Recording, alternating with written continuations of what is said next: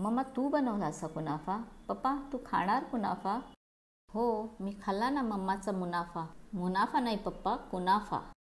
माझ्या लेकाला खूप आवडली ही स्वीट डिश, जेव्हा मी पहिल्यांदा ट्राय करायला छोट्या पॅनमध्ये बनवली आणि आता त्याच्याच मोठ्या डिमांडसाठी ही मोठ्या पॅनमध्ये तयार करत आहे. सगळ्यात आधी अर्धा कप पाण्यात अर्धा कप दूध, 5-6 चमचे साखर आणि 2.5 सर्विंग स्पून जोंधळ्याचे पीठ. आत्ता ही रेसिपी माझा लेक बघत असेल तर तो वैतागेल, मम्मा जोंधळ्याचे पीठ? तर हो. छान मिक्स करून सतत ढवळत मी मोठ्या गॅसवर अशी छान गाढी पेस्ट करून घेतली. मग गॅस बंद करून त्यात किंचितसं मीठ घातलं. वरून पापुद्रा न येण्यासाठी थंड झाल्यावरही ढवळत राहावं.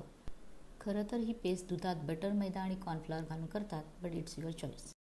माझ्याकडे खीरवाल्या शेवया होत्या, कुनाफा डो नाही, तर त्या मी पॅनमध्ये अंदाजे 2 थर होतील इतक्या घेतल्या.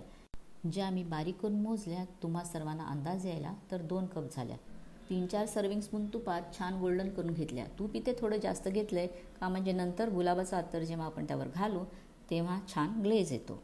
आता गुलाबाचं अत्तर 2.25 कप पाण्यात अर्धा कप साखर, मी थोडं कमी गोड केलं इथे, हवी असल्यास साखर वाढवू शकता. 2 गुलाबाच्या पाकळ्या, पाव लिंबाचा रस आणि साल आणि किंचितसं मीठ मोठ्या गॅसवर साखर वितळेस्तोवर सतत ढवळत राहावं. मग मीडियम गॅसवर ठेवून द्यावा आणि गुलाबजामुनसारखा पाक झाला की बंद करावा.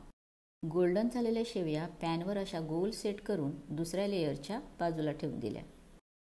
आणि आता लेयरिंग.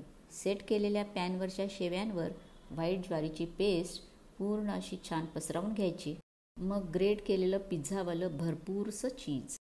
हवी असेल तर दुधावरची साय, नाहीतर बाजारातलं क्रीम.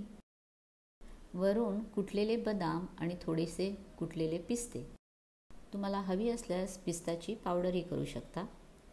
सगळ्यात शेवटी गोल्डन केलेल्या शेवया वरून लीड ठेवून 2 ते 4 मिनटं बारीक गॅसवर मस्त गरम करून घ्यायचं, जिथपर्यंत चीज मेल्ट होत नाही. आता हलकेच हे सर्व लेयर्स एका काचेच्या प्लेटवर उलटावायला आले तर ठीक आहे. छोट्या पॅनवर ते सोपं आहे आणि मोठ्या पॅनवर ते कठीण. नाही जमलं तर काही हरकत नाही.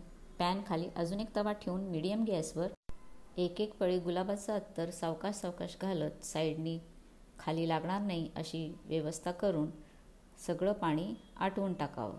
जसं निम्म्याहून अधिक आटलं जाईल तेव्हा गॅस बंद करावा.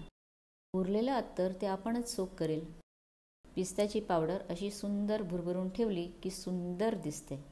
गरम गरम किंवा कोमट छान लागते. एन्जॉय.